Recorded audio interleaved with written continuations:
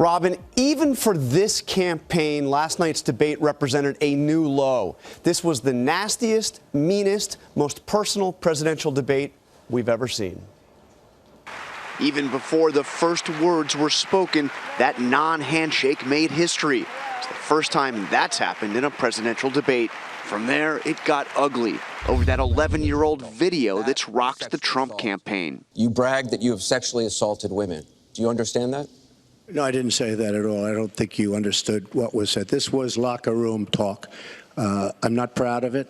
I apologize to my family. I apologize to the American people. Certainly, I'm not proud of it. Clinton speaking out on the tape for the first time. He has said that the video doesn't represent who he is, but I think it's clear to anyone who heard it that it represents exactly who he is. It's just words, folks. It's just words. And after days of build-up, Trump went there, dredging up Bill Clinton's sex scandals, even inviting Clinton's accusers to sit in the front row. You can say any way you want to say it, but Bill Clinton was abusive to women. Hillary Clinton attacked those same women. When I hear something like that, I am reminded of what my friend Michelle Obama advised us all.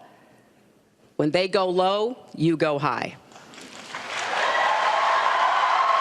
Trump then turned his attack to Hillary Clinton's emails. If I win, I am going to instruct my Attorney General to get a special prosecutor to look into your situation. It's just awfully good that someone with the temperament of Donald Trump is not in charge of the law in our country. Because you'd be in jail. A heated exchange that quickly boiled over. It's just not true, and so please you didn't delete them? Allow her to respond, please. Personal emails, not official. 33,000? Yeah, well, we turned over 35,000, so it was. What about the other 15,000? Please allow her to respond. I'd like to get to the questions that the people have brought here tonight to talk to us about. And get off this question. Okay, Donald, I know you're into big diversion tonight, anything to avoid talking about your campaign and the way it's exploding and the way Republicans are leaving you. But let's at least focus on some of the issues. Their first town hall encounter was a contrast in styles.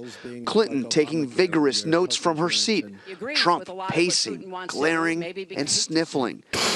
At one point, trailing Clinton around. They clashed over Trump's admission that he used loopholes to avoid paying taxes. Of course I do.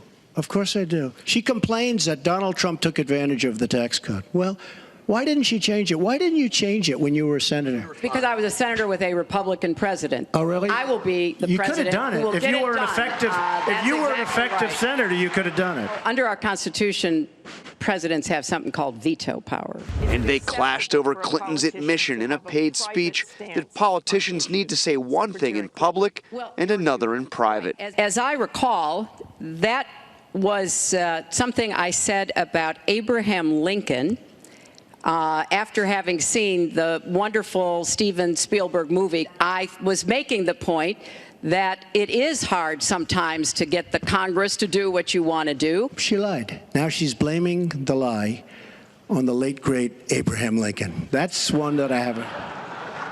Okay, Honest Abe. Honest Abe never lied. That's the good thing. That's the big difference between Abraham Lincoln and you. Then a political shocker. Trump disagreeing with his own running mate, Governor Mike Pence. And I want to remind you what your running mate said.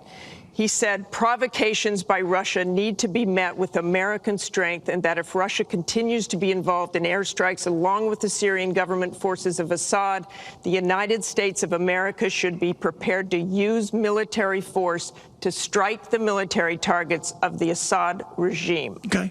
He and I haven't spoken, and I disagree. The debate was defined by insults and interruptions, but came to a surprising close when the candidates were asked to name one positive thing about each other. I respect his children.